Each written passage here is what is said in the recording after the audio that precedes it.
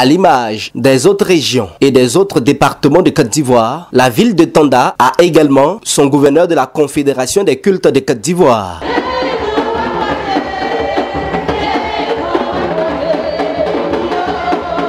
C'est le prophète Signon Kwaku Dapa Fabrice qui a été intronisé officiellement. Celui-ci a reçu son agrément et également il a été installé dans le fauteuil qui fait de lui le premier responsable des leaders ecclésiastiques du département de Tanda. Je dis merci à Dieu et à tout le peuple du corps du Christ qui ont accepté de venir à cette manifestation.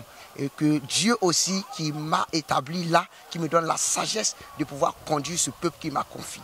Il a été consacré, il peut se permettre de tout. On lui donne l'occasion de dire il peut aller en eau profonde parce qu'il est devenu mature, il est devenu adulte, il peut vraiment s'envoler de ses propres ailes. Voilà l'objectif de la consécration dans la vie d'un serviteur de Dieu. C'est bénéfique pour nous parce que nous faisons partie d'un seul corps. Nous sommes ensemble.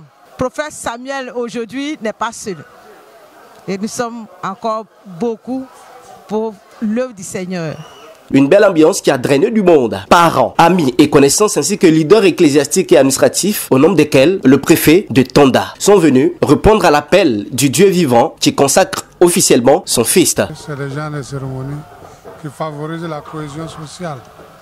Donc c'est à ce titre que je suis venu participer, que je suis venu répondre à leur invitation. Œuvrer dans le sens de la cohésion sociale et de la paix, de l'entente entre les hommes de Tanda. Parrain de l'événement, M. Date Kofi Empêché s'est fait représenter par une importante délégation qui ont tenu à appuyer l'homme de Dieu pour la réussite de sa mission. Jésus-Christ nous l'a démontré.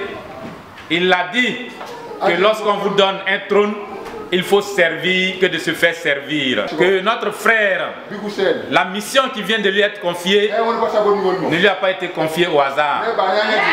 Parce qu'il s'est fait petit devant Dieu.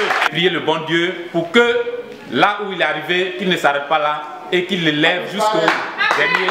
Le prophète Samuel entend fédérer toutes les énergies des leaders ecclésiastiques de Tanda pour la gloire de l'Éternel. Je vais réunir tous les hommes de Dieu pour que ensemble nous soyons un, comme le Christ a dit, que tous soient un, pour que le monde sache qu'il nous a envoyés. Donc pour que tous soient un ici à Tanda, je me mets au travail. La prophétesse Kei Rosalie, gouverneure nationale de la Confédération des églises évangéliques et protestantes de Côte d'Ivoire, attend énormément de nouveaux bergers de Tanda. Qu'ils soient forts, parce que ce n'est pas facile d'atteindre un objectif dans l'œuvre du Seigneur. Qu'ils soient sereins, par la parole, la Bible seule nous donne des conseils nécessaires jusqu'à aller là où on doit aller, à la terre promise. Le prophète Élisée, gouverneur de la Confédération des églises évangéliques de l'Est, veut pouvoir s'appuyer sur le lit du Seigneur pour la réussite de l'opération à Tanda. Sa feuille de route est de prêcher la vérité, rien que la vérité, et sans être intimidé par qui que ce soit. Il est appelé à être véritablement honnête, appelé à être sincère,